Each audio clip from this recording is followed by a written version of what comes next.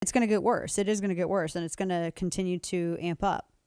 And there's a lot of discussion about establishing a no-fly zone over Ukraine. And that's one of the things that in a press conference, actually right before I came on air with you, that was one of the things that was being discussed by Zelensky. He had made mention of this again. Now, this is where I think the EU should come in. I know that it's an economic organization, but this is where Europe needs to step up. And this is the problem of for the people who say that they don't want war. By establishing a no-fly zone over Ukraine, you are actively campaigning for war, because that's the first step.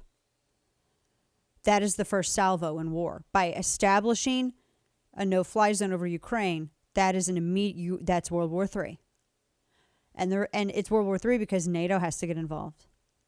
It would require NATO to do it.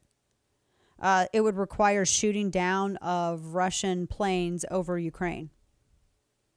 And I think it is so stupid to even entertain this idea when we have politicians right now who are stopping short of totally crushing Russia's ability to fund this and crush China's ability to do anything about it, because we absolutely refuse to hit their energy sector.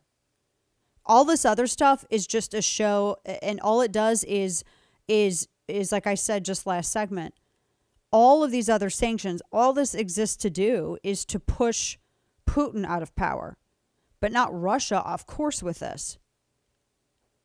The fact that we're even talking about establishing a no-fly zone when we can't even, what do you think is worse, hitting their energy sector or getting into World War III? I mean, surely we are all educated people and we can weigh the difference between these two things. Do you want to stop all purchase of Russian crude and establish an agreement with all of our allied states and completely shut them down and pass tougher sanctions on China, because China's going to try to offset it and we can just hit. China's weakening though. Their resolve is weakening. They already offered to help broker any kind of peace discussions. And that's a sign. They blinked. And we could just hit them to prevent them from doing anything further with some additional sanctions, completely destroy Russia's economy. It's going to suck, but would you rather this or World War III? There's no cute kitten and sunshine answer here, guys. This is the way of the world when you're talking about geopolitical issues. It's clinical. There's no room for emotion in it. It's fact. What gets you closest to resolving the conflict with minimal loss of life? The sanctions and destroying their economy fully.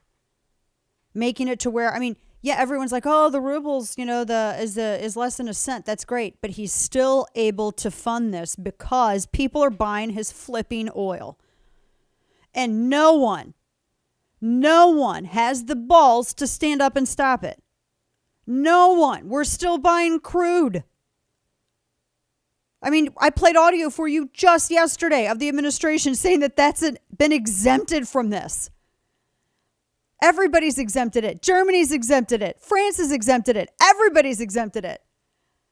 And yet we're going to actually sit here and rustle the jimmies and act like we're going to establish a no-fly zone over Ukraine. Look, you're going to get people killed. You're going to get everybody's kids killed. People who are advocating for that are going to get everybody's kids killed.